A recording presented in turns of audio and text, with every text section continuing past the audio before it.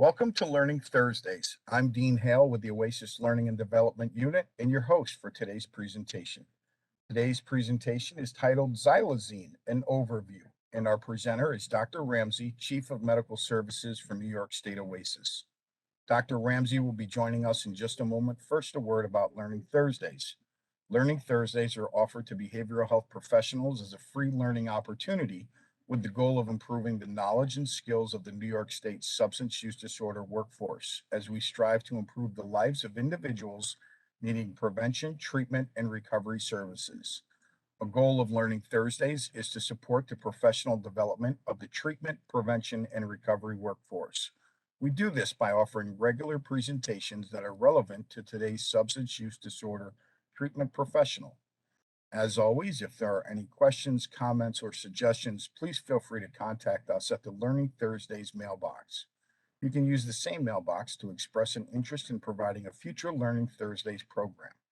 And now it's time to start the presentation and welcome Dr. Ramsey.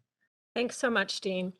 So as Dean mentioned, we're going to be talking about xylazine today. First, let's go over the learning objectives. Discuss an overview of xylazine, its history, its structure, pharmacology, clinical effects, emerging epidemiology, and ethnographic research with individuals using xylazine. Discuss its contribution to overdoses, xylazine overdose intervention strategies, and harm reduction strategies for xylazine use. Discuss toxicology testing and drug checking strategies for xylazine. Discuss wounds due to xylazine use, and discuss xylazine withdrawal and its management strategies. First, let's go over a history of xylazine. So xylazine is a non-opioid that is used as a sedative, anesthetic, muscle relaxant, and analgesic for animals. It is a strong synthetic alpha-2 adrenergic agonist that was synthesized in 1962 in Germany by Bayer Pharmaceutical Company. It was intended as an antihypertensive, analgesic, hypnotic, and anesthetic in humans. However, it was not approved for human use due to severe central nervous system depressant effects. It is a veterinary medication that is used for procedural sedation in both large and small animals. So in other words, it was approved for veterinary use in the United States by the FDA. It is not a controlled substance. It's not scheduled in the US as it is not intended for human use. When used in combination with opioids, it enables use of a lower dose of opioids and enhances both sedation and anesthesia. It initially emerged sporadically in the literature as a substance of use in the 1980s and 1990s, and later emerged as a substance of widespread misuse in Puerto Rico in the early 2000s and was known as anesthesia de caballo, or horse anesthesia. Xylazine appears to be diverted from veterinary sources, so it is not manufactured illicitly. So this is very different from illicitly manufactured fentanyl and its analogs. This is actually diverted from veterinary sources. And misuse was first noted stateside in Philadelphia in 2006. There's some really interesting ethnographic research that has come out about xylazine, and I think this is important for understanding the history of it. So this was some ethnographic research that was published in 2011, but the research was done in the South Bronx in 2007 to 2008 with individuals who had emigrated from Puerto Rico to the Bronx. So xylazine was not, quote, confined to a small area in Puerto Rico, unquote. It was highly prevalent in syringes that were collected in cattle farming towns. So some of those towns included Arecibo, Huaco, and Huanaca. And it was found respectively in 98%, 100%, and 100% of the syringes, so clearly widely used. Quote, injection drug users whose syringes contained xylazine were more likely to complain of poor health than those whose syringes did not. The former had higher incidence of skin ulcers than the latter, unquote. Interestingly, their data did not point to homelessness as having a significant impact on the skin ulcers. So, in other words, the ulcers seem to be associated with the substance use, not with other potential contributory factors like hygiene or lack of access to hygienic facilities. Research such as this is critical as it begins to tease apart the negative effects of the substance itself from those effects of the contextual factors that surround the use of xylazine. The study also stressed some points where xylazine related information is needed. One, its distribution. Two, its chronic use and its association to physical deterioration. And three, how widespread xylazine misuse is beyond the island of Puerto Rico. So continuing with more on the ethnographic research, this was data that was published in 2012 by a different researcher, and this again was research from Puerto Rico. So the prevalence of xylazine use in the previous 30 days was 80.7%, and that was using a subject group of 89 individuals, people who use drugs, that were recruited from 12 communities in the greater San Juan metropolitan area in Puerto Rico. Xylazine users were more likely to be male, less than 30 years old, living in a rural area, and injecting versus inhaling xylazine. 35.2% reported skin lesions, 28.2% reported an increase in injection use frequency, and 21.1% reported at least one overdose episode. Greater than 65% reported speedballing, so mixing heroin with cocaine as their principal substance use, and greater than 42% used xylazine mixed in with heroin and cocaine. And in one study in Puerto Rico, GCMS drug checking technology, 90.6% of the syringes contain xylazine and also contain heroin and cocaine, and 22% of the syringes of participants who reported to be non-users of xylazine actually contain xylazine. So again, individuals being exposed to xylazine without knowing it. I want to read these anecdotes on xylazine use. These come from Tom, who is a male, white, 35-year-old opioid and methamphetamine injection drug user. Quote, fentanyl is such a short-lived high that the high, it's a good high, but it's so short that the nod is over real quick and you get sicker faster. See the trank is a street name for xylazine, extends the high. It gives the dope more of a heroin effect. It's a good rush with the heroin-like legs, unquote. Quote, you could literally drown in a half-inch of water if you did a trank bag and you fell out, unquote. Trank, it stretches out fentanyl. It's sought after. Certain stamps that are known for trank have better business. Some people don't like it. I like a good fentanyl trank bag. You know a bag got trank in it because you'll shoot it and you'll get dry mouth right away, and you know you taste it. And this was done from a study in Philadelphia. So let's just talk a little bit more about xylazine and its use. So on the left-hand side are showing bottles of xylazine, as was on the initial slide in the presentation as well. So it is normally found as a colorless liquid in veterinary formulations, and then it is converted to a bitter tasting solid or salted crystalline substance that then easily dissolves in water and can be mixed with other substances. Xylazine is added to opioids to potentiate the opioid's effects and to act as a filler or to add bulk to the substance being sold. So let's talk about xylazine structure, pharmacology, and some clinical effects. So first, a little bit on its pharmacology and its clinical effects. So as I mentioned, it is an alpha-2 adrenergic agonist that stimulates central, so meaning central nervous system, alpha-2 receptors. So it decreases the sympathetic nervous system outflow, so the fight or flight response, and causes sedation. So it decreases the release of norepinephrine and dopamine. So it leads to profound CNS or central nervous system depression. There's a little bit of controversy in the literature, but I landed on that it really doesn't affect the respiratory rate. It's a blunted response to airway occlusion or hypoxia, similar to other sedatives like benzodiazepines and barbiturates. So it's very different from opioids in how it actually affects the respiratory rate. And as I mentioned, it's synergistic in use with opioids. It has similar effects to imidazoline compounds such as clonidine, dexamethasone, midine, oxymetazoline, tetrahydrozoline, tizanidine, and lofexidine. The major clinical effect is profound sedation, but it doesn't have imidazoline receptor activity. So there's, again, a little bit of controversy in the literature, but I've landed on it is not associated with hypotension or low blood pressure and bradycardia or a low heart rate.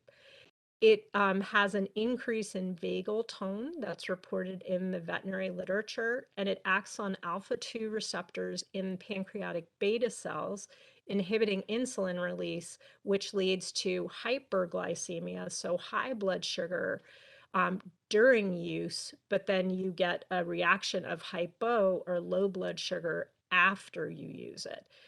And one of xylazine's metabolites, 2,6-xylidine, has been classified as potentially genotoxic and carcinogenic in humans based on animal studies. What about its pharmacokinetics? The typical anesthesia dose ranges from 0.2 to 1 milligram per kilogram, either intramuscular or via IV. The time to effect is 1 to 2 minutes. It also depends on the administration route. It's lipophilic, so similar to fentanyl as a substance, it diffuses widely in fatty tissue and has good bioavailability. It also hangs out longer, similar to fentanyl. The average duration of substance effect is up to 4 hours, but it can be much longer. And its possible routes of administration include IV, intramuscular, subcutaneous, oral, via inhalation, insufflation, or sniffing, and even ocular or eye exposure. On the right-hand side is showing its structure. So it has a similar chemical structure to various classes of medications, including phenothiazines, tricyclic acid, and clonidine. So here is showing in a graphic form the effect of xylazine on central nervous system physiology. On the left-hand side is showing what the normal physiology in the central nervous system looks like. And on the right-hand side is showing what happens when there is a xylazine effect. So as I mentioned, you get excessive inhibition of the sympathetic outflow or the fight or flight response, and instead you get profound sedation. So I'm going to go through some reports of effects from xylazine. So this is a very early report from December of 2001. And this was looking at severe intoxication from xylazine. So this was they presented in this article the first documented case of overdose from xylazine inhalation in a pediatric patient. The patient developed findings consistent with alpha-2 adrenergic agonist toxicity, so similar toxicity to clonidine, with coma, meiosis, apnea, bradycardia, hypothermia, and dry mouth 2 hours after exposure. Standard dose naloxone did not reverse these effects. That would be expected not to work because, again, xylazine is not an opioid, so you would not expect it to respond to naloxone. The patient fully recovered after appropriate supportive measures, which often, and we'll go through this a little bit later in the presentation, involves administration of oxygen and may even require intubation and attachment to a respirator. And then they also reviewed prior reports of xylazine exposure. So this was looking at xylazine complicating opioid ingestions in young children, again, because of xylazine being mixed in with the fentanyl in the unregulated drug supply. So in this report, they looked at 3 cases of synthetic opioid intoxication, which is essentially is referring to illicitly manufactured fentanyl and its analogs, complicated by the concomitant presence of the additive xylazine.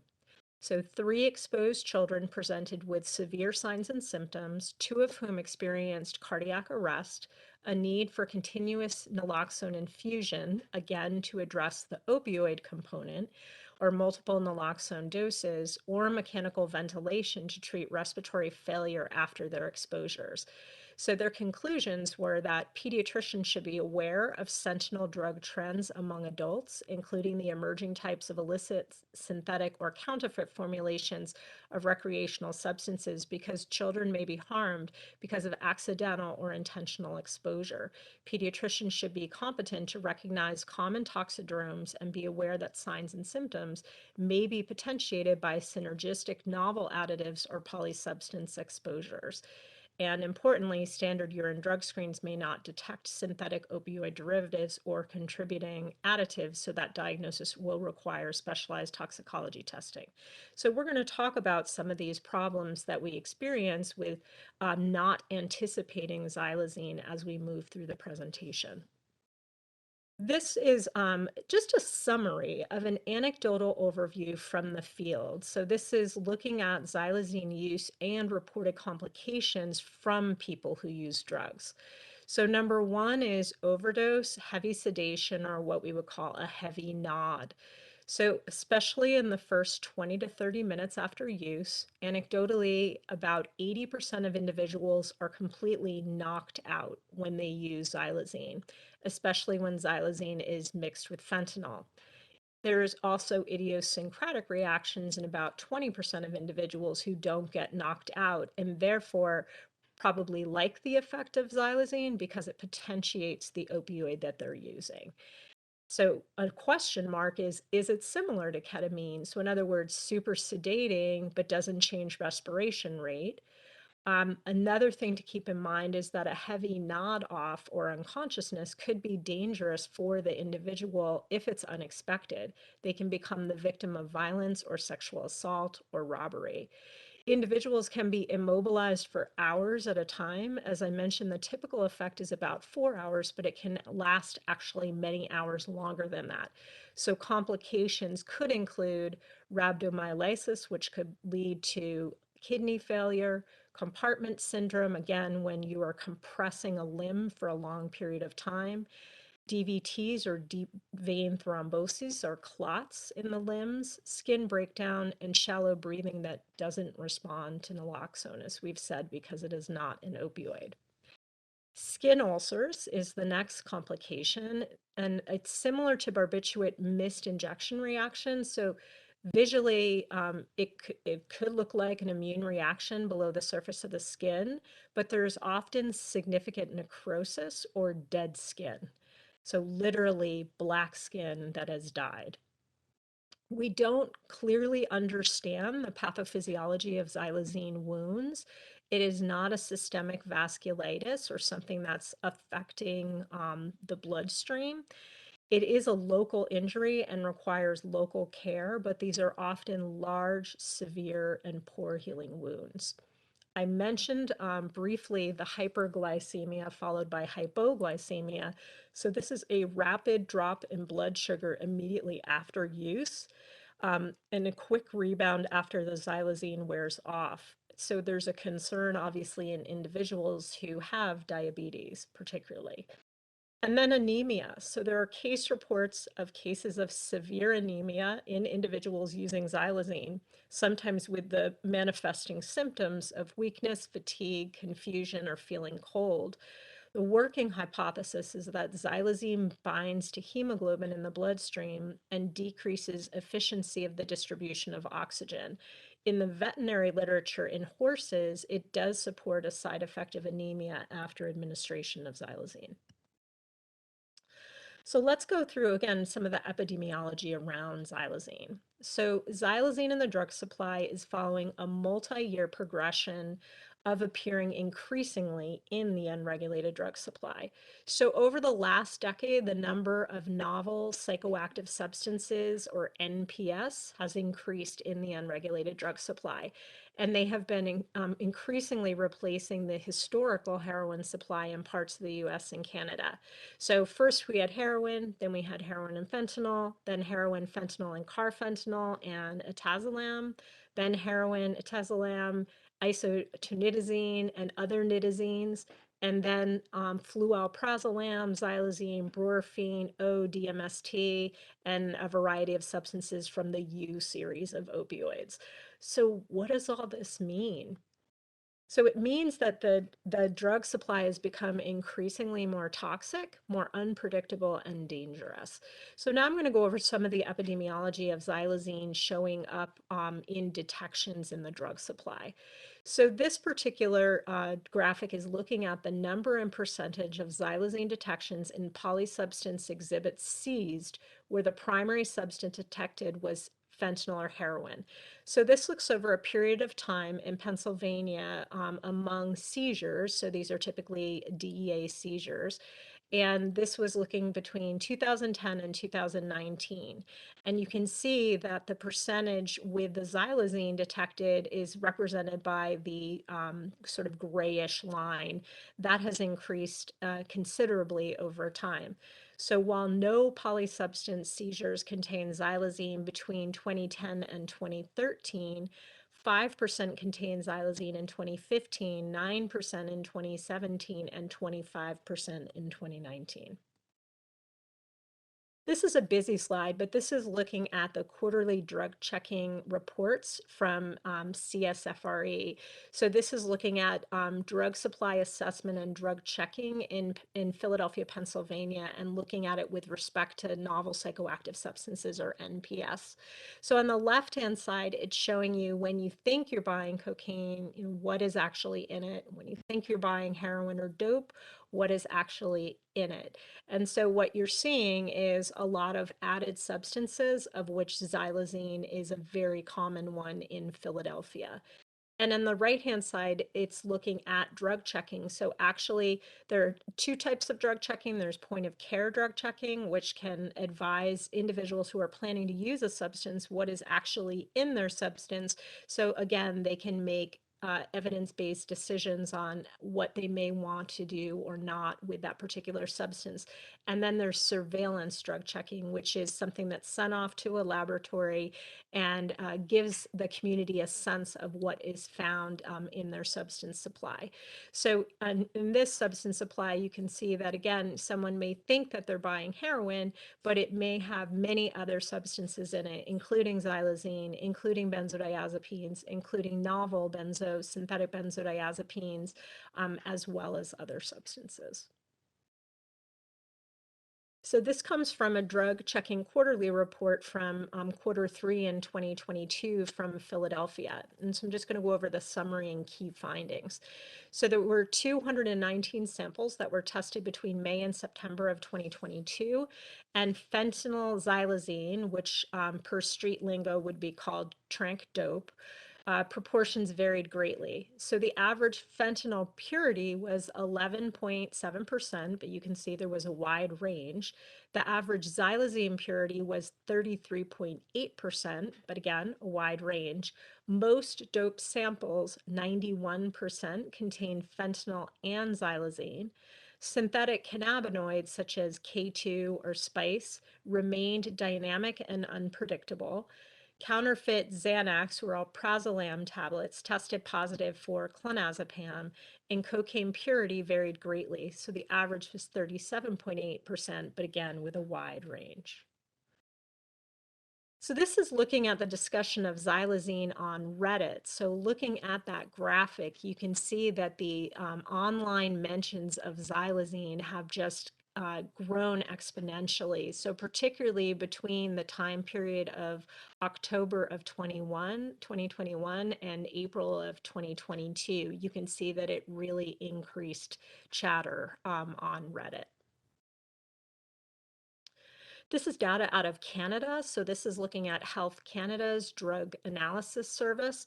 And in this, they're doing, again, drug checking from seizures and submissions and samples that are given to them, and they're checking for what substances are contained.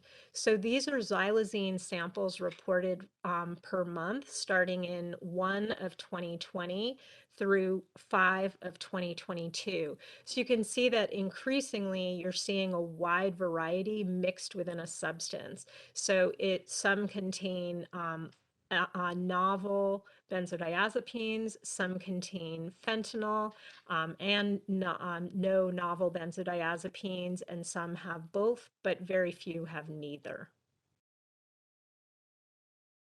This is some data out of Nevada looking at xylazine, and this has some interesting data on xylazine positivity. So this was looking at seized drug extracts for the presence of toxic adulterants and wanted to see what the xylazine positivity was by state. So here on the bottom, you can see Pennsylvania, there was a 10.8% positivity of xylazine in the samples. Maryland, it was 9.3% positivity. Ohio, 8.8% positivity. Vermont, 2.2% positivity.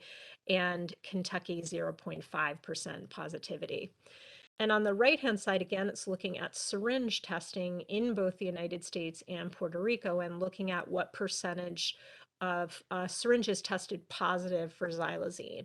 So in this study that was published in 2020, xylazine was identified in 2.2% of drug-positive syringes tested, and these were obtained from New York City Department of Health and Mental Hygiene in 2017. And it was found in combination with heroin only, heroin fentanyl, or heroin cocaine combinations.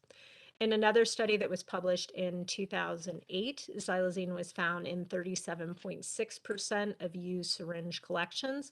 Syringes were collected at 29 sites located throughout Puerto Rico in 2005 to 2007, and xylazine was most commonly found in speedball or heroin cocaine preparations 90.6% of the time. And again, we talked about in that study that they saw an increased presence of skin ulcers. So this study was looking at analytical findings in used syringes from a syringe exchange program. So this study collected 357 syringes in New York City and submitted them to qualitative analysis. So they used more sophisticated toxicology testing, including GCMS, with LC-QTOF for confirmation. So of those 357 syringes that they analyzed, 77% were positive for one or more substances. The most common substance was heroin at 72%, followed by cocaine at almost 35%, followed by fentanyl at 13.5%, methamphetamine at 7.6%, and furylfentanyl at 3.6%. They found cutting agents such as quinine or quinidine was found in 18.5%, levamisole 12%, caffeine 11.6%, lidocaine 11.6%, and phenacidin at 6.9%. As you see where I put the big arrow, xylazine was found in 2.2%. So again, remember that was in 2017. More recently, the New York City Department of Health and Mental Hygiene issued a health advisory just in December on xylazine and fentanyl in the New York City drug supply. So, quote, drug checking also has indicated the presence of xylazine in the New York City drug supply. A non-opioid veterinary sedative, xylazine has been identified exclusively in drug samples that also contain fentanyl. Xylazine is a central nervous system depressant that can increase the risk of overdose due to its deeply sedative effect. In New York City in 2021, 19% of opioid-involved overdose deaths also involved xylazine, unquote. So this is a study that came out very recently, just in January of this year, and this was looking at widespread distribution of xylazine detected throughout the United States in healthcare patient samples. So the objective of the study was to perform a retrospective data analysis on xylazine positive samples collected from patients in various outpatient healthcare settings to illustrate the geographic distribution and common co-positive substances, which may also contribute to the risk of adverse events. Their methods, it was a retrospective analysis performed on xylazine positive samples collected from April 2021 to March 2022 to include geographic location and co-positive substances. So what were the results that they found? Xylazine was identified in 413 of 59,498 samples from adults aged 20 to 73 years old and originated from 25 of the 39 states where xylazine testing was ordered. The most common routine substances detected with xylazine were fentanyl, buprenorphine, naloxone, cocaine, D-methamphetamine, and delta-9 THC. The most common designer drugs detected included fentanyl analogs, isotoniazine, and designer benzodiazepines. So what were their conclusions from this study? That xylazine is geographically spread throughout the United States, indicative of a wide incorporation in the illicit drug supply. These findings differ from previous studies in that these samples originated from healthcare providers in routine care settings, where other reports typically involve overdose deaths. So again, these were not in drug user health settings. This analysis illustrates that routine testing for xylazine in outpatient settings can afford providers the opportunity to educate individuals and adjust harm reduction measures to potentially mitigate overdose risk. Here's a more recent ethnographic study. Xylazine spreads across the U.S., a growing component of the increasingly synthetic and polysubstance overdose crisis. And this was published in April of 2022. So this study looked at from 2007 to 2021 participant observation fieldwork utilizing a longitudinal ethnographic approach. So this person or team rented an apartment in a majority Puerto Rican neighborhood in North Philadelphia, which is referred to as an open air drug market, and existed as neighbors along with individuals from that community. They did a long-term immersion in that community to get perspectives from drug sellers, drug consumers, residents, harm reduction providers, and law enforcement. And what they did is that they then compared self-reported practices, beliefs, and observation with real-time practices of stigmatized, illegal, hard to document activities such as injection drug use, drug sales, and violence. They had 1,500 pages of field notes, hundreds of interviews, hours of video, and photographs, and they used qualitative data to generate quantitative hypotheses through iterative analysis using emerging analytical insights to guide follow-up questions and target research. So here are some of the really interesting quotes that came out of this study. So this was looking at the point of view of people who use drugs. So this comes from Annie, who is white, 25 years old, and injects opioids, xylazine, and methamphetamine. Quote, I got some friends out here that got really torn up by it. You know, they got holes in them, abscesses. Basically, it's like the body is rotting. People here are losing limbs like with gangrene. Whatever they're doing with the tranq, everybody is getting these scabby sores all over their bodies, and many of them don't shoot meth. So it's from the dope. You know what I mean? You had the dope, then the fentanyl, now it's the tranq-fent, the rhinoceros tranquilizer, the horse tranquilizer, you know? Cooked up and it's broken down and it's added to the dope and we seek that out. You know what I mean? Our habits are fentanyl and tranquilizer, unquote.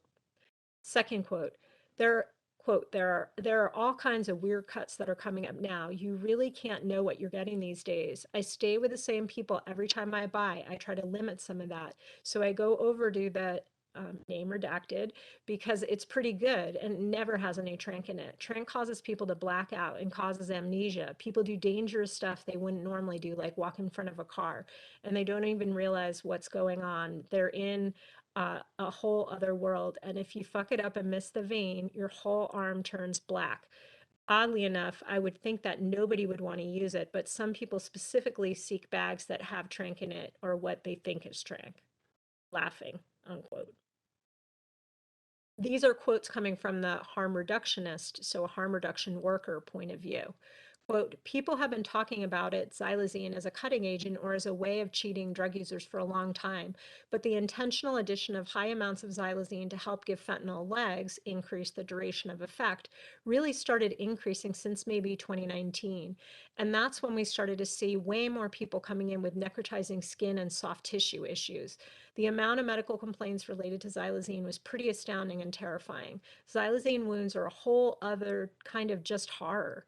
And they were really exacerbated by the shift to fentanyl since folks were injecting more and more frequently. So with each one of the injections, if there's xylazine in it, and if you miss the vein, you were risking a really deep and necrotizing wound, unquote.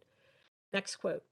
Quote, the number of people I was reversing administering naloxone to was definitely going up. There were people who would become only minimally alert and be only slightly responsive to Narcan or naloxone. So that definitely concerned us that something different was happening, that there were non-opioid agents involved. We did a lot of Narcan training and we had to focus more on the necessity of doing rescue breaths instead of just Narcan or naloxone. So this is looking at more epidemiology. This is the number and percentage of heroin and or fentanyl unintentional overdose deaths involving xylazine. So we're shifting from xylazine in the drug supply to looking at its effect on overdoses. This is data out of Philadelphia, again, between 2010 and 2019. And so you can see with the dotted line, these are the number of overdose deaths where xylazine was detected. So between 2010 and 2015, xylazine was detected in only 2% of the unintentional overdoses with heroin and or fentanyl.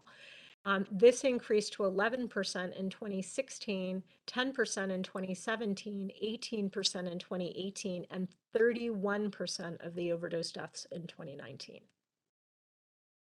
This is looking at fentanyl co-detections among xylazine positive overdose decedents by year in Philadelphia. And so you can see that starting in 2018, that xylazine was co-detected, I'm sorry, fentanyl was co-detected with xylazine in 100% of the overdoses. This is looking at the risk of xylazine use and withdrawal in people who use drugs in Philadelphia.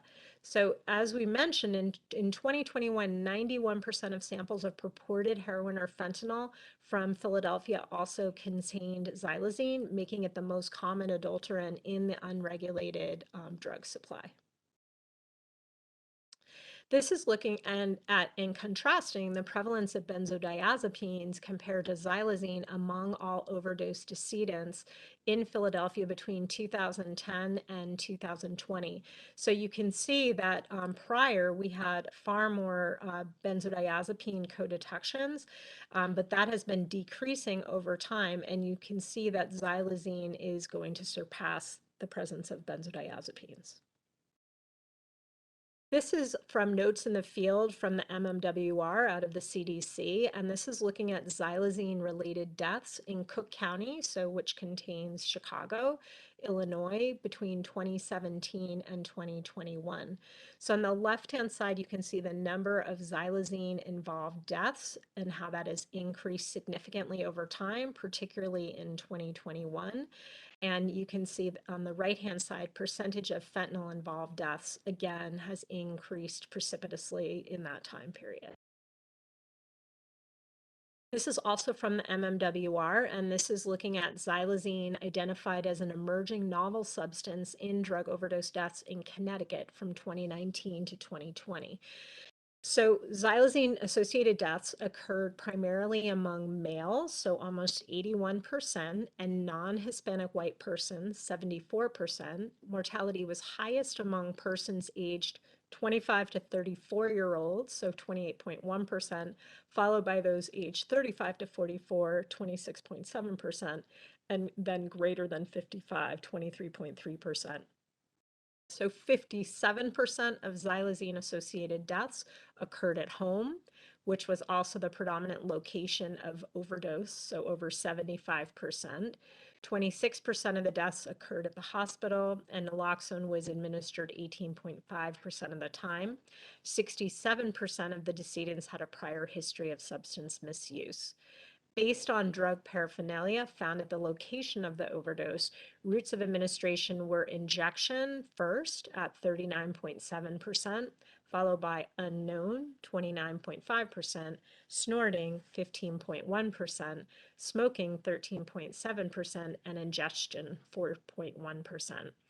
And toxicology analysis revealed that 85.6% of xylazine fentanyl deaths occurred including other substances, cocaine 34.2% of the time, heroin 30.1% of the time, benzodiazepines 26% of the time, ethanol or alcohol 22.6% of the time, and gabapentin 12.3% of the time. So again, we really need to be thinking about polysubstance use and polysubstance overdose. This article was looking at xylazine and overdoses, trends, concerns, and recommendations, again from Connecticut data. So this is data from 2019 to 2021. So what this report was focusing on is that there are many unknowns about the illicit drug supply, and the emergency of xylazine poses a new and very real threat for people who use drugs. So the public health system needs to respond by increasing testing to determine the prevalence of xylazine, identifying its potential toxicity at various exposure levels, and taking mitigating action to prevent harms. So unfortunately, currently there is little testing capable of identifying xylazine in drug supplies, and this limits the possibility of public health intervention, implementation of harm reduction strategies, or development of novel treatment therapies. This is another MMWR article, and this comes from looking at xylazine detection and involvement in drug overdose deaths in the United States as a whole in 2019.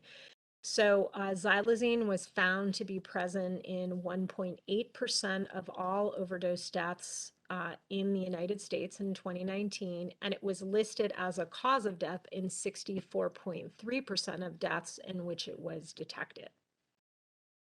So this summary statement comes from the Friedman Ethnographic article. And again, this was the article on a growing component of the increasingly synthetic and polysubstance overdose crisis. So, quote, while the full national scope of overdose deaths involving xylazine is unknown, research shows overdose deaths linked to xylazine have spread westward across the United States, with the largest impact in the Northeast.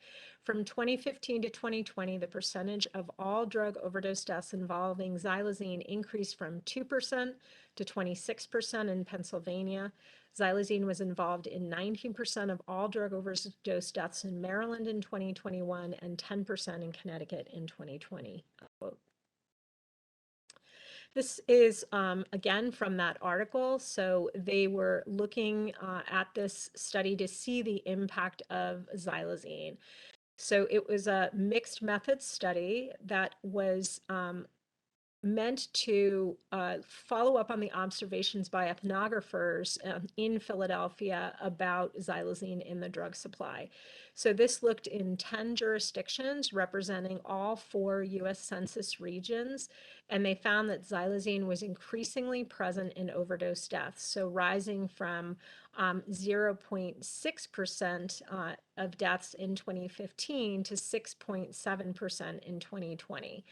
And the highest xylazine prevalence data was observed in Philadelphia, as we've talked about, followed by Maryland and Connecticut. And illicitly manufactured fentanyls were present in 98.4% of xylazine present overdose deaths. So in other words, they go hand in hand. So there's a strong ecological link, particularly between illicitly manufactured fentanyl and xylazine, but it was also found in cocaine frequently, as well as benzodiazepines, heroin, and in overdoses with alcohol present as well. So their conclusions in this study were that xylazine is increasingly present in overdose deaths linked to the proliferation of illicitly manufactured fentanyls. Ethnographic accounts associate it with profound risks for people who inject drugs. Nevertheless, many jurisdictions do not routinely test for xylazine, and it is not comprehensively tracked nationally. This is showing the geographic distribution of xylazine positivity and overdose deaths. The red symbols marks the greater than 15% positivity, and the orange 10 to 15% positivity, the darker yellow 5 to 10%, the lighter yellow 2 to 5%, the green greater than 0 to 2%, and then the blue not present. And then the type of jurisdiction is indicated by the shape, with a city being a square, a county being a diamond, and a state being a circle. So again, you can see that the most common place it's concentrated is in Pennsylvania and in Philadelphia specifically, and then in Maryland. This is again from that same article, and it's showing you that co-substance presence. So all of these are xylazine samples, and then the dots are what you see it co-used with or co-sold with. And these have 4 jurisdictions: Connecticut, Cook County, Illinois, Jefferson County, Alabama, and Philadelphia, Pennsylvania. So you can see that xylazine and fentanyl are ubiquitous. They're in all the supplies that were checked. And then you can see a smattering of other substances also mixed in. So sometimes heroin, sometimes methamphetamine, cocaine, alcohol, and benzodiazepines. And again, this is presence and overdose deaths. So this is another study that came out last year. So this is looking at polysubstance overdose deaths in the fentanyl era, a latent class analysis. So in this study, they looked at overdose deaths. So they took toxicology data from the Office of the Chief Medical Examiner of Maryland for all decedents, and then they analyzed all cases of drug overdose deaths that occurred from 2016 to 2018 to see what patterns they saw.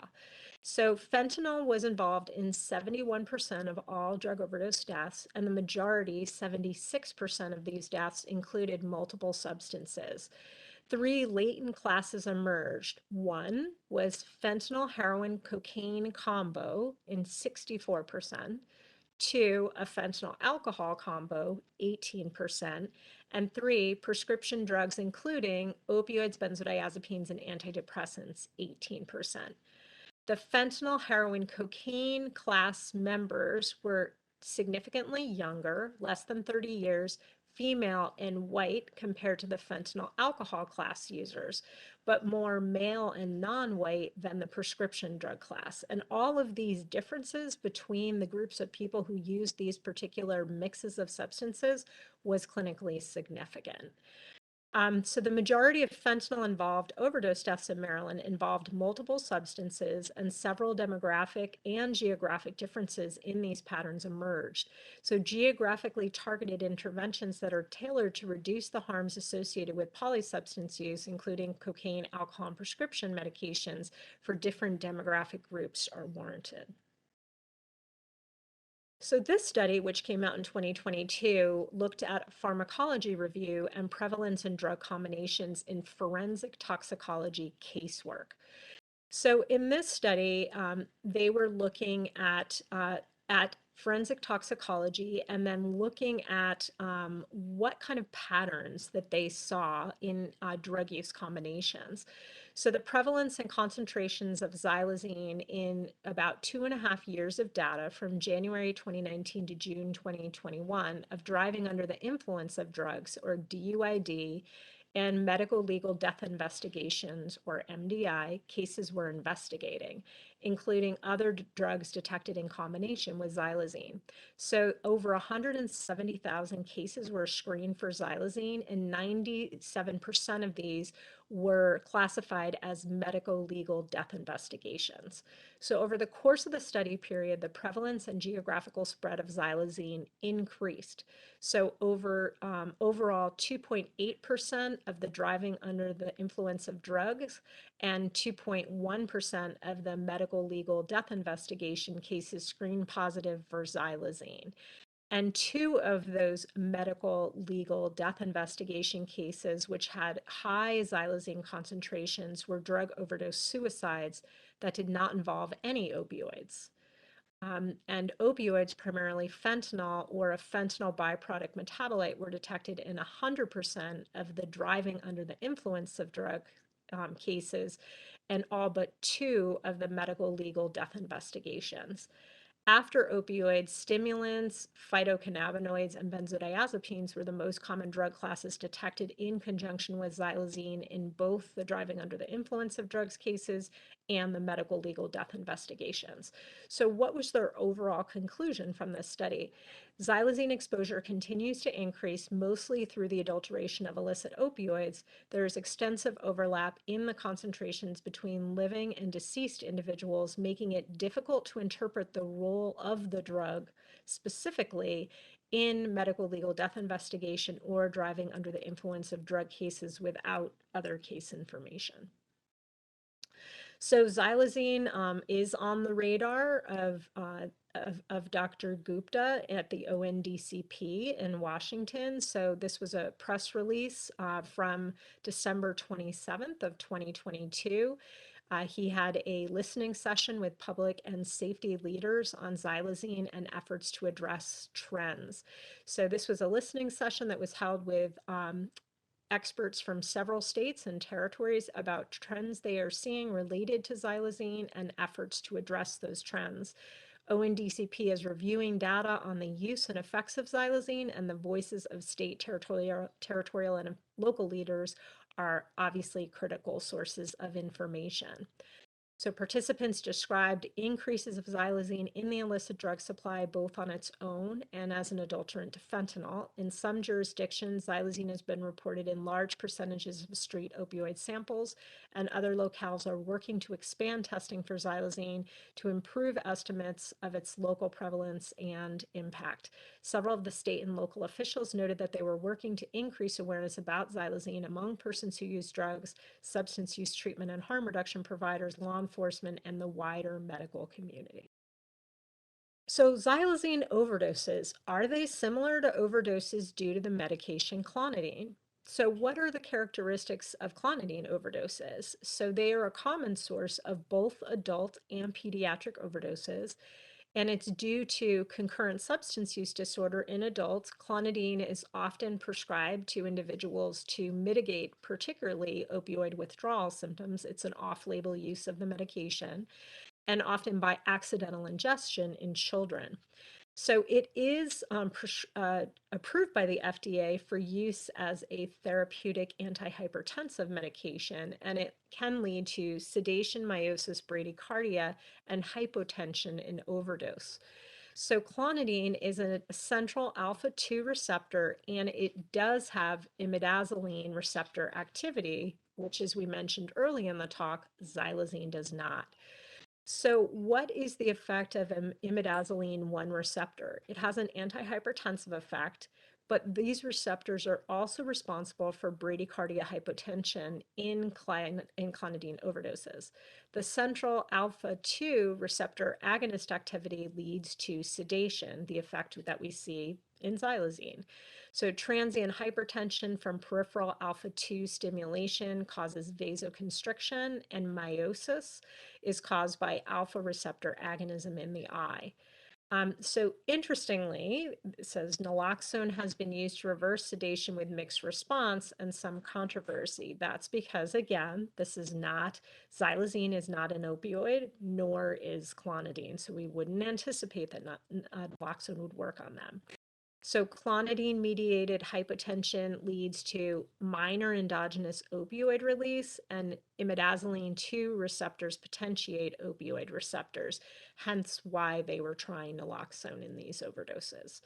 So this is a diagram showing the difference between the imidazoline 1 receptor activity and the alpha-2 adrenoceptor activity. So again, xylazine would not have the imidazoline 1 receptor activity. It would only have the alpha-2 adrenoceptor activity. So we would only expect the sedation, but not the hypotension or the bradycardia. So how much xylazine is considered lethal? So this is looking at forensic toxicology casework. So the simple answer is we don't know exactly, but I'm going to go over this data. So there were 2 fatal isolated xylazine intentional overdoses, and the range of the xylazine in the bloodstream was between 9,100 and 11,000 nanograms per milliliter. So in the first case, a 50-year-old male was found dead in his truck. A bottle of xylazine and 24-gauge needles were found in the truck, along with a suicide note.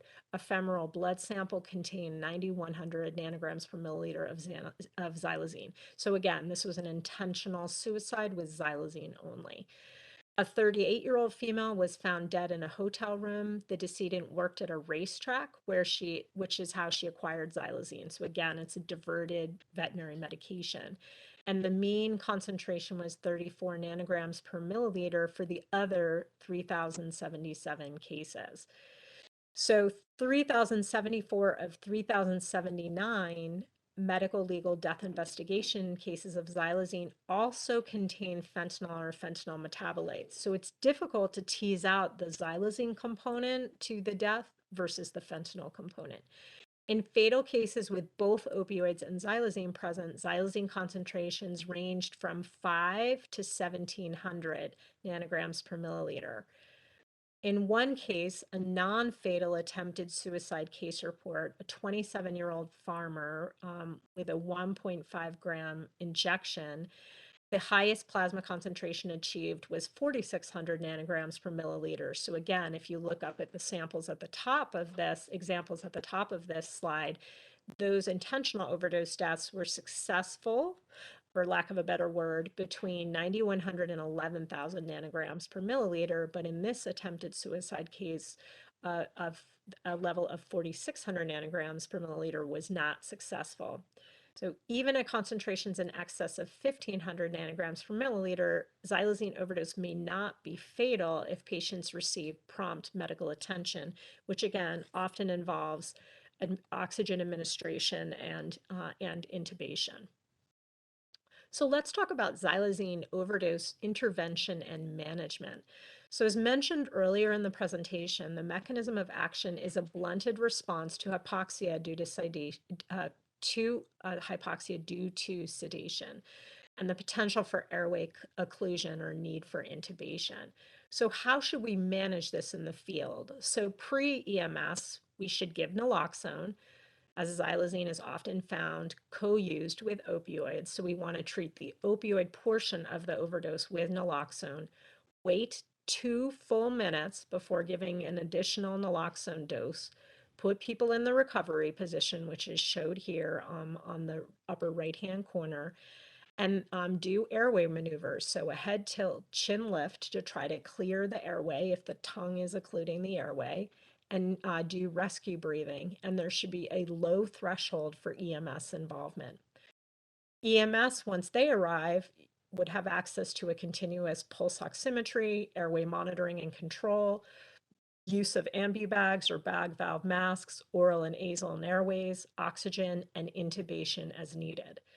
So there is no antidote for xylazine that is approved for use in humans. Yohimbine, which is an alpha-2 antagonist, is not recommended.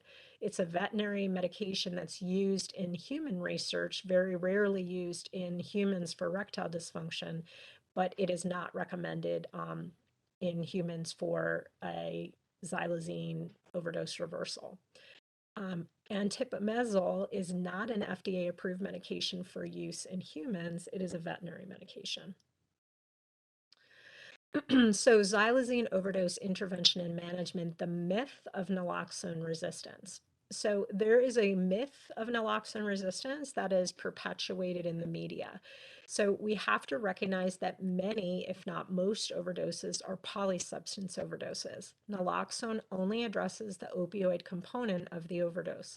Naloxone will not have a clinical effect on other components of the overdose. Xylazine and fentanyl often are found in combination, so first-line treatment in any overdose is to administer naloxone. Most opioid overdoses, including those due to illicitly manufactured fentanyl and its analogs, are not requiring additional naloxone doses for reversal of the opioid overdose. If an individual is not responding to 1 or 2 doses of naloxone, suspect a polysubstance overdose and act accordingly. So perform rescue breathing, check a pulse oximetry, use an ambu bag or a bag valve mask, activate EMS and give oxygen. So just a reminder for naloxone, what is the indication for use? Apnea or cyanosis and decreased mental status in a suspected opioid overdose. So a respiratory rate of less than 8 breaths per minute and a pulse ox of less than 92%. Know that bystander administration of naloxone saves lives, so you should administer naloxone, put somebody in the recovery position, and give a second dose of naloxone after 2 to 3 minutes if there is no improvement in breathing. Risk of overshooting with excessive naloxone administration and precipitating severe precipitated withdrawal in persons with significant opioid overdose. So we don't want to overdo it with a naloxone. So is the individual acutely intoxicated or high, or are they experiencing an overdose? What are the differences? So acute intoxication or a high, and why are we talking about this in comparison to an overdose? Because we want to be aware that many people do not want to have naloxone administered unnecessarily. So it's important to pay attention and know when to act. So what does acute intoxication look like? Relaxed muscles, usually a normal skin tone, slowed or slurred speech, and usually a drowsy appearance, responsive to stimuli, and usually a normal heart rate. What does an overdose look like? Bluish color of skin, lips, and nail beds, depending on the baseline skin tone, unconsciousness, non-responsive to stimuli, slowed heart rate possibly, and slowed or no respirations. What are our steps in responding to an overdose? We want to first try to wake the person up. So ask if the person is okay, offer help, introduce yourself, apply pressure or slight pain to the anterior of the chest or a sternal rub. Ask for consent before attempting to help. Even if they appear to be unconscious, they may still be able to hear you. The person may refuse help, and that's okay. Implied consent if the person is unresponsive. Call 911, so put the phone on speaker on the floor, give the location, describe the symptoms, clear the area, be aware of uncapped syringes, broken pipes, or other items that may interfere while you work on the person who's overdosing. Administer naloxone. Note the time when you initially administer naloxone and wait 2 to 3 minutes to assess if the naloxone is working. Administer a second dose of naloxone after 2 to 3 minutes only if needed. Rescue breaths are crucial. So rescue breaths, again, may be needed in addition to administration of naloxone in opioid overdoses and in polysubstance overdoses. Use a barrier mask if it's available. So step 1 is clear the airway, tilt the head back and lift the chin. Step 2, pinch the nose and give 2 quick breaths. Wait 5 seconds, give 1 breath every 5 seconds. Step 3, do not give chest compressions unless the heart has stopped, but no pulse and no breathing means do chest compressions. Put the individual in the recovery or the rescue position. So again, we went over the number 1, which is tilt head backwards, ensure a clear airway, and straighten the head and neck. Step 2, place the arm at their side and the other arm across the chest with the hand against the cheek. Step 3, bring the far knee up to a 90-degree angle and roll the person over towards you with the knee at an angle and ensure the head is supported. So if a person starts breathing but has not become conscious yet, put them in the recovery or the rescue position so they cannot aspirate vomit if they vomit. Consider use of a pulse oximetry. This is used to measure the oxygen level or oxygen saturation of the blood. It's a tool to help you determine if someone is overdosing or just heavily sedated. The normal pulse ox we would expect to see is in the 90s. We want to respond when it's lower than 90% or the percentage is steadily decreasing. At 70%, the brain is not getting oxygen. So consider use of an ambu bag or a bag valve mask. So a bag valve mask is a manual resuscitator or a self-inflating bag. So this is a handheld device that's used to provide positive pressure ventilation to people who are not breathing or not breathing adequately. So it's called bagging a person when you use this device to help them oxygenate. So this is used in medical emergencies when the person's breathing is not sufficient or has stopped completely. This force feeds air or oxygen into the lungs in order to inflate them under pressure. So why it's called positive pressure ventilation. And this is used by professional rescuers in preference to mouth ventilation, either directly or through an adjunct such as a pocket mask. You can consider the use of oral or nasal airways.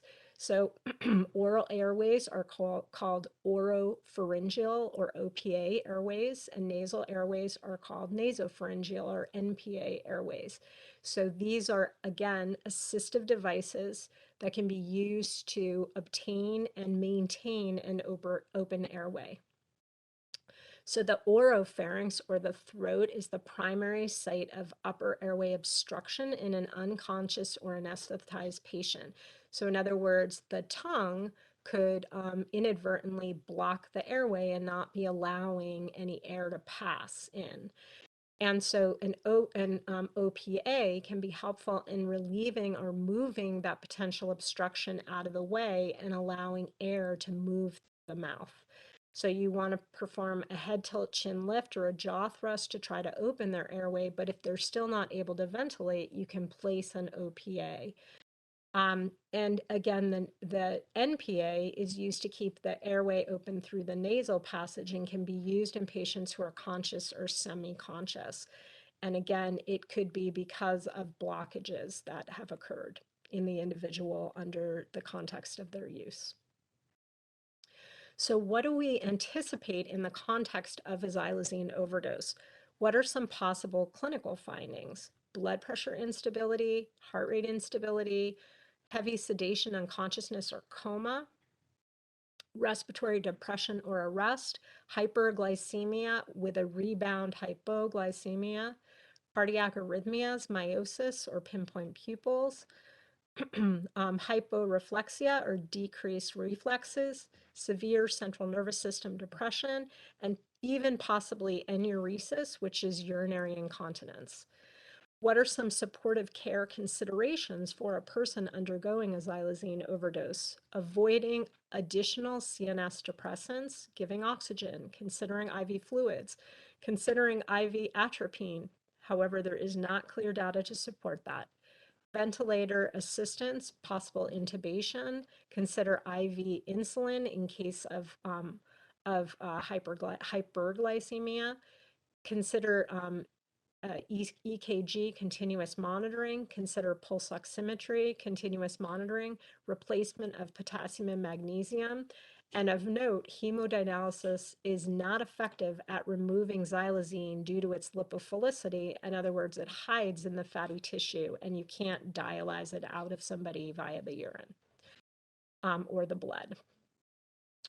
Ongoing monitoring with prolonged sedation due to xylazine use or overdose. So individuals, as mentioned previously, can be very deeply sedated and cannot move themselves easily. These individuals should be moved or repositioned every 2 hours. So you want to roll them to the opposite side, smooth out their skin, gently massage or rub areas that appear red or swollen, and keep skin as clean as possible and flex or bend the joints. When the individual awakens, exercise the limbs to prevent blood clots, such as gentle walking, and monitor for signs of a blood clot, redness, swelling, or pain in a lower extremity or foot. It's usually one limb only, both limbs. What about diagnostic testing for xylazine? Where are we at with that? So it is not currently commercially available as a point of care test, so in other words, immediate results, or in the hospital setting as a urine immunoassay or rapid test. There are xylazine test strips that are being piloted in some drug checking projects, but they are not available commercially yet to people who use drugs or providers. Xylazine is eliminated from the body rapidly. Its elimination half-life is 23 to 50 minutes, 70% of which is excreted in urine as its major metabolite, 2,6-xylidine.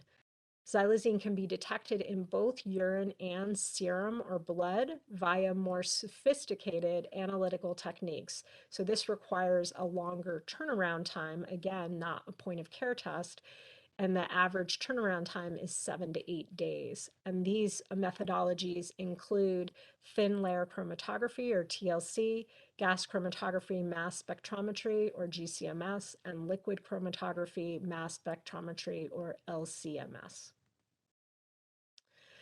So this study, which came out in 2022, looked at perspectives of people in Philadelphia who use fentanyl and heroin adulterated with xylazine, and would they be willing to use xylazine test strips were they available? So this is a study that was done between January to May of 2021 in Philadelphia with people who used fentanyl or heroin and had previously used fentanyl test strips and were asked about xylazine and hypothetical xylazine test strips. So the participants discussed tranq in the fentanyl heroin supply or xylazine, and none enjoyed xylazine or wanted it in their fentanyl or heroin. Participants suspected that xylazine saturation of the fentanyl heroin market disliked the sensation of the drug and had safety concerns about xylazine exposure. The participants did not indicate concerns about overdose. All were interested in hypothetical xylazine test strips. The interest expressed for xylazine test strips by people who use fentanyl and heroin is an important opportunity to center their voices in the development of innovations designed to mitigate the harms of unwanted adulterant exposure.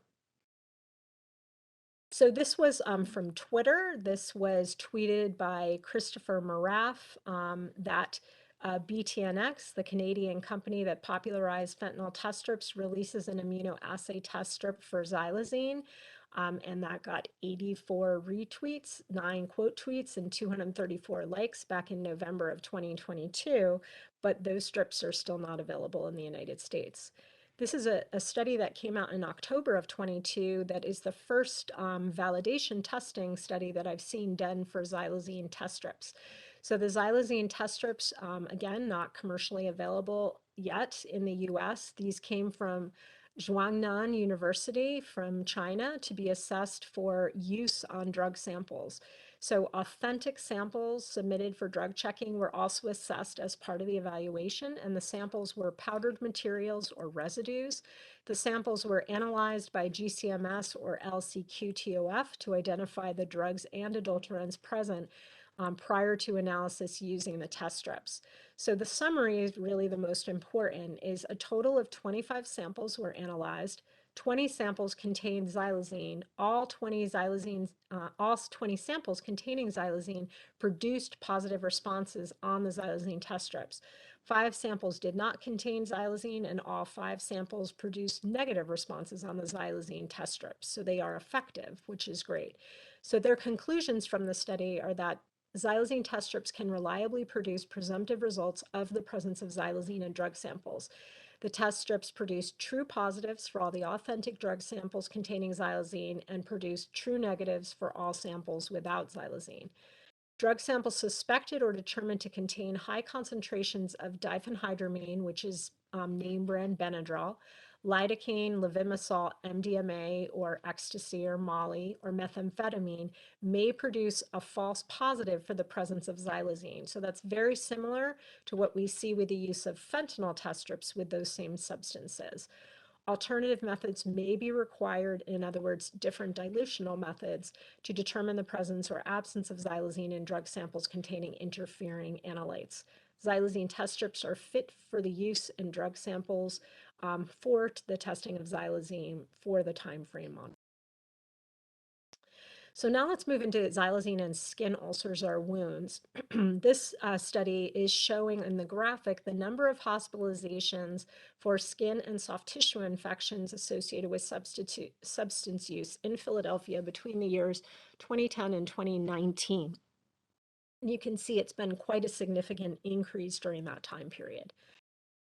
So what about xylazine and these skin ulcers or wounds? What are they? So these are severe necrotic, which literally means dead skin, ulcerations that often necessitate complicated wound care. They occur at skin sites associated with injection, but very interestingly, they are also at skin sites not associated with injection and in individuals who don't inject at all. The pathophysiological mechanism which causes the ulcerations is unclear. They are not infectious, but they can become superinfected with bacteria and also with skin picking. So this information was from an FDA warning on xylazine, which came out in November of 2022. So just giving you a heads up that there are graphic photos on the next slide. So these are some images of a variety of xylazine-related skin wounds or skin ulcers. On the bottom right-hand corner, you can see one wound in an individual who did happen to inject xylazine, and that is what the wound looked like initially. But they unfortunately progress into some of the visualizations that we see here on this slide. So you can see with a wound with so much dead tissue, that dead tissue will have to be removed by debridement or other surgical interventions.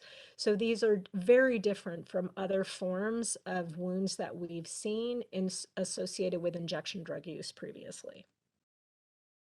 So what are some of the potential causes of wounds from injection drug use?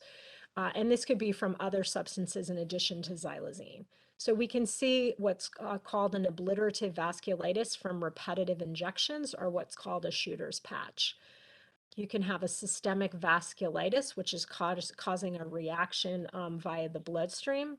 You can have wounds from skin picking. So these are from excoriations or scratches and ulcers or exacerbating pre-existing wounds. You can have poor wound healing from multifactorial causes. So it may be from what substances they're using. It may be from them having an immunocompromised system, from HIV or from other autoimmune diseases, etc. It could be infectious. So in other words, we can get wounds from bacteria, from viruses, and from fungi. It could be a local effect from a caustic agent extravasating during injections. In other words, going into the tissue outside the vein, or a missed shot. It could be due to compression ulcers. So as we mentioned, some of the substances cause profound sedation, and people may be lying in one place for a long period of time. And it could be due to the effect of the substance use, such as we see with xylazine, and we've seen this previously with levimosol. So this is a handout that came out, put together by two individuals that is about safer injecting practices. I'm not going to go over all the details here, but it goes through safety measures before injecting, safety measures around sterilization, around injecting in veins more safely, on how to use a tourniquet or a tie, how to inject more safely, and then after injecting, how you avoid hitting arteries and nerves. The graphic on the right-hand side at the top right-hand corner shows how your needle degrades with each injection. And the tip on the right shows what it looks like after several uses. And then it has some information on specific substances as well as care of abscesses. So what do we know about xylazine wound care management? We don't have definitive best practices on xylazine wound care management yet, but here are some tips from people who are working in the field with individuals with xylazine wounds. So if people are able to, cutting back or ceasing intentional xylazine use is helpful, but it's also important to recognize that if individuals attempt to do that, that they may have xylazine withdrawal, and so that should be anticipated and treated supportively. Advising people not to skin pick, debriding the wound, so removing the dead, necrotic, or gangrenous skin, and that could be in the emergency department, in the outpatient setting, or in the surgical setting. Keeping the wound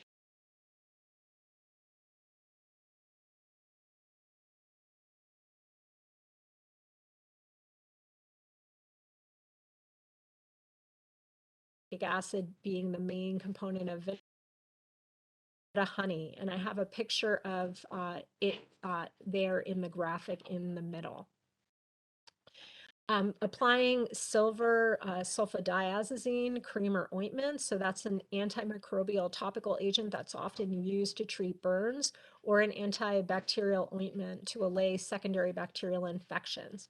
Covering with a non-adherent dressing with an absorbent pad to absorb secretions that may come from the wound. Applying a biodegradable temporizing matrix, or BTM. This can actually help regenerate new tissue for wound closure and reconstruction of complex wounds. Sometimes skin grafting is required to promote epithelialization and complete wound closure, and as a last result, amputation may need to recur. Unknown is there a role for wound vacs or vacuum-assisted wound closure? We don't know. And is there a role for hyperbaric chambers or high-dose oxygen chambers? Again, we don't know. Here's a very fascinating article that came out on the use of honey in wound healing. And again, meta-honey is a honey compound that is used to try to treat these wounds. So we do know that wound healing is a complex process with many interdependent pathophysiological and immunological mediators to restore the cellular integrity of damaged tissue. And many microbial agents have become ineffective. Antimicrobial agents have become ineffective in wound treatment due to the emergence of multiple drug-resistant bacteria, and failures in current wound treatment methods have been widely reported.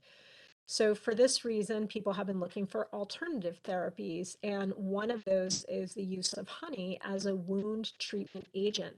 If you look on the right-hand side at the top, it shows some of the properties of honey. So it has low water activity, a low pH, high concentration of sugar, flavonoids and aromatic acids, high hydrogen peroxide, and viscosity and thick consistency.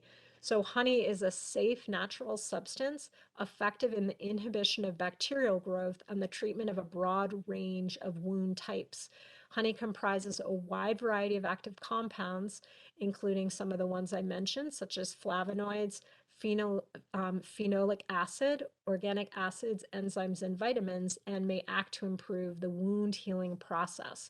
And on the right-hand side on the bottom, you can see how the honey interfaces with the skin and some of the underlying processes to foster healing.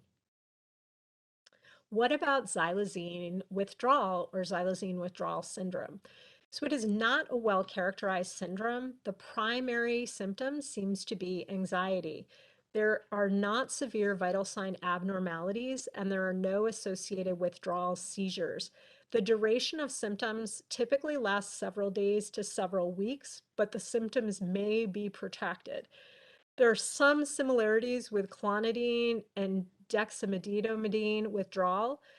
You might have hypertension, you might have tachycardia, you might have diaphoresis, you might have anxiety or restlessness, agitation, irritability. So it can appear like opioid withdrawal syndrome, but it is not sufficiently responsive and wouldn't expect to be responsive to medications to relieve opioid withdrawal syndrome. So it's important to treat opioid withdrawal symptom if that is occurring at the same time.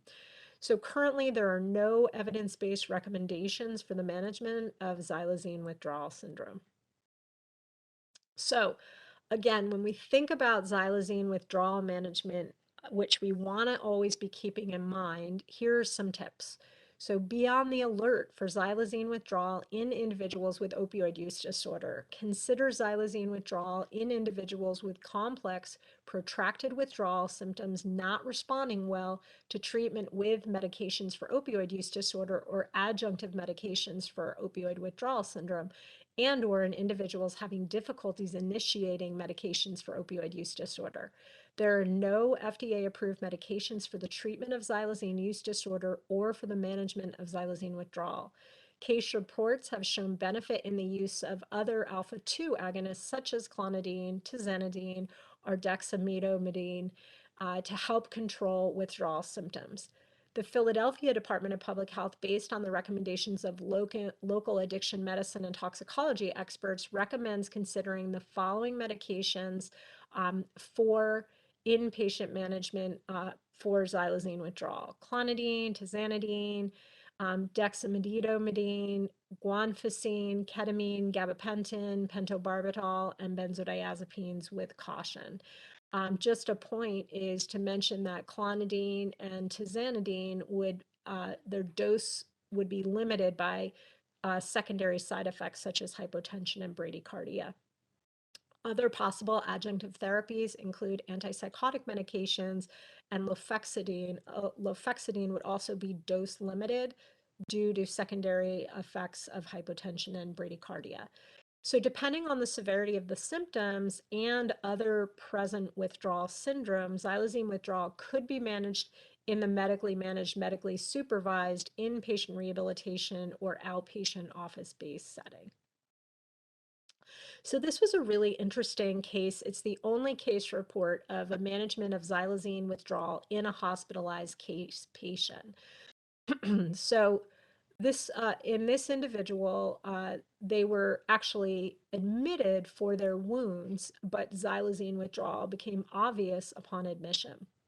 So the background on this is that the amount of xylazine adulterating illicit opioids is growing at an alarming rate, present almost in 1/3 of opioid overdose deaths reported in Philadelphia in 2019. Despite this, there are no reports considering the management of patients using xylazine chronically.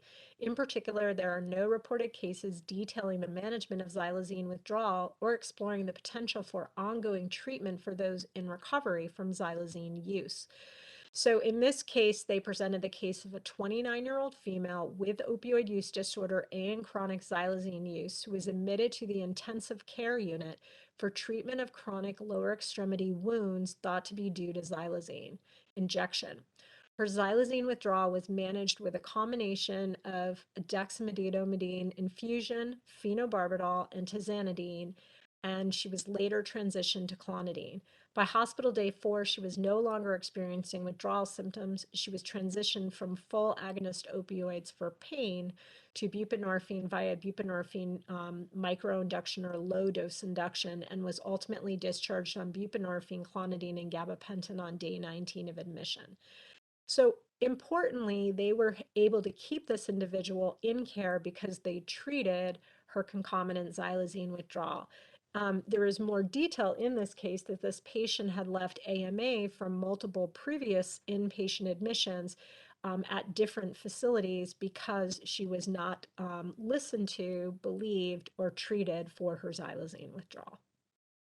So if we want to treat people appropriately, including for other needs in addition to xylazine withdrawals, such as management of complex wounds, it's important that we recognize xylazine withdrawal and treat it appropriately. So this was looking at looking at and characterizing the incidence, symptoms, and risk factors for withdrawal associated with prolonged dexamethasone infusion in pediatric critically ill patients. And the reason I included this is because this is being considered, this particular medication, as a treatment for xylazine withdrawal, but I'm not going to go into the details that they go into in that protocol. So kind of to move into a summary, what are the big factors known with respect to xylazine? Xylazine is being added intentionally to the unregulated drug supply, particularly with respect to fentanyl, to increase the duration of fentanyl's effects, or in other words, to, quote, give it legs, unquote. Xylazine is associated with severe skin ulcers and wounds. Xylazine is found increasingly in the unregulated drug supply in the US, but more so in the Northeast, but not a part of standard postmortem toxicology in most jurisdictions, so likely heavily underreported. Xylazine is associated with heavy sedation and overdose, likely highly underrecognized in most overdose situations, and is non-responsive to naloxone, which is often the standard and often the only response in most overdose situations. What are the big unknown factors with respect to xylazine? its actual prevalence in the unregulated drug supply outside of certain jurisdictions. So xylazine isn't part of point of care testing or quantitative toxicology testing. Even if detected on postmortem testing, it may not be included routinely on the death certificate. Comprehensive surveillance drug checking for communities and point of care drug checking for people who use drugs are not available in most settings. We need additional comparative ethnographic experiences in different geographical locations outside of Philadelphia and Puerto Rico. We need more information on how the concentration of xylazine affects the subjective use experience and the risk of overdose. We need to better understand the mechanism of action for skin ulcers and wounds and best practices for wound care management. And we need to determine best practices for xylazine use disorder management and xylazine withdrawal management.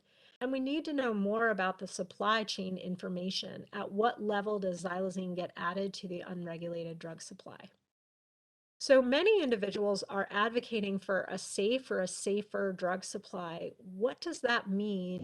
Why? So, a safer drug supply is often considered a pragmatic and ethical response to the overdose crisis. So, when we have a safer drug supply, that means that it's more regulated and it's not so lethal to the individuals who are using.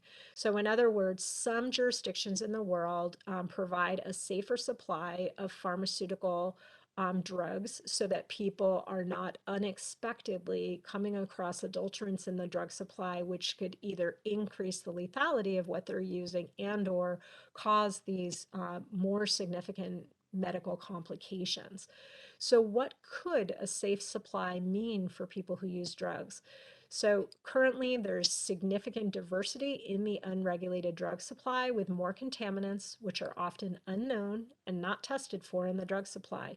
This leads to more overdose deaths, and it causes more unknown and unpredictable medical complications for people who use drugs, which leads to worse outcomes for people who use drugs due to missed diagnoses. So medical providers are not familiar with potential complications and don't recognize them when they present. So consequences from substances like xylazine exacerbate existing harms and create new harms for people who use drugs.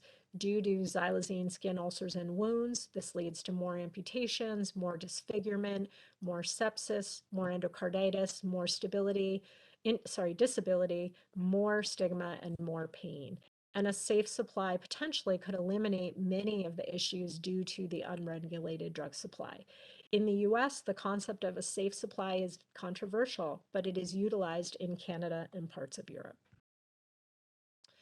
So how have xylazine and other toxic unknown additives affected drug user and harm reduction communities and syringe service programs? So they create dangerous and potentially lethal situations which have not been well studied and communities are often not prepared for. They result in high overdose death rates. They create bad experiences for people who use drugs. They create more stigma in non-people who use drugs communities towards people who use drugs. And people who use drug communities struggle to find a solution due to the stigma, slow pace of research, lack of transparency to the people who use drugs community about potential additives to the unregulated drug supply that are seen in the data. So people who use drugs community often receives more anecdotal data from their own community about medical complications and overdose threats than they do from the research community, and to cope with the grief that they are experiencing from the overwhelming number of overdose deaths within their community. So this was a study that came out of Vancouver, Canada, and this was resituating expertise in community-based overdose responses insights from an ethnographic study of overdose prevention sites in Canada.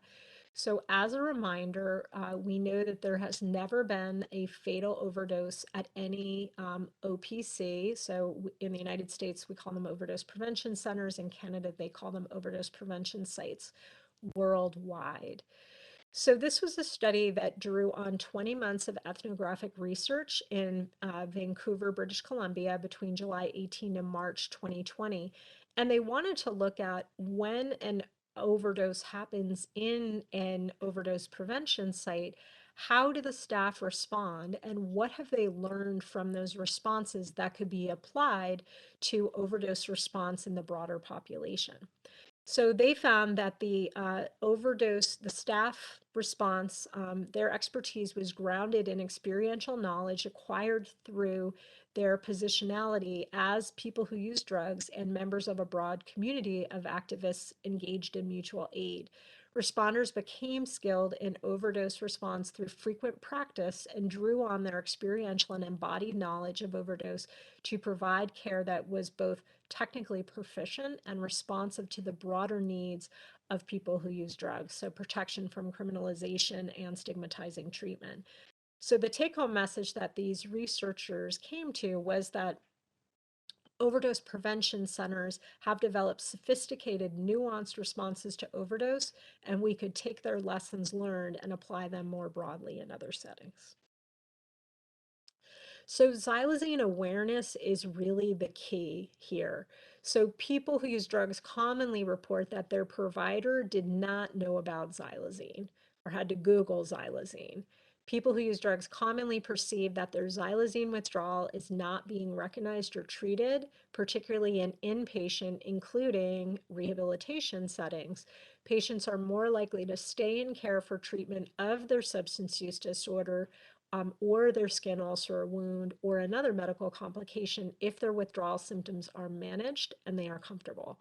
Negative inpatient experiences and previous episodes of poorly managed or untreated withdrawal symptoms lead to care avoidance, which causes later presentations, more complicated care, and worse outcomes. When it comes to overdose presentations, think outside the box. Many overdoses are due to polysubstance use. In addition to naloxone, do rescue breathing and other modalities of care to assist breathing. These are really what we need to do to have improved outcomes. So lastly, some xylazine conclusions.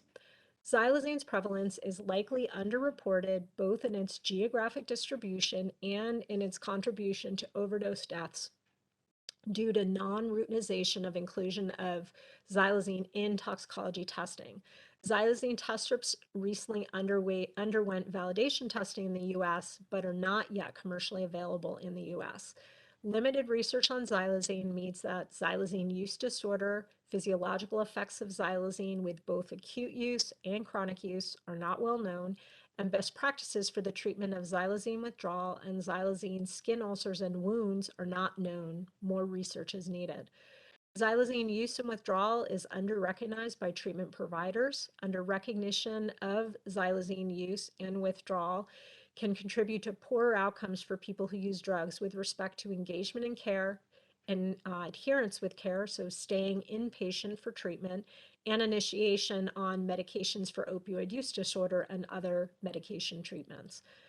Polysubstance overdoses are under-recognized. Xylazine's presence in the unregulated drug supply complicates overdoses and requires a more nuanced response to overdoses. Naloxone will not reverse the xylazine component of the overdose. Rescue breathing, pulse oximetry, administration of oxygen, and airway management should be part of the algorithm to respond to a polysubstance overdose in addition to the use of naloxone. So thank you very much for your attention. I have listed my email there in case you have any questions.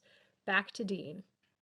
I want to thank Dr. Ramsey for today's program. I hope you will all find it useful while assisting clients in need of services.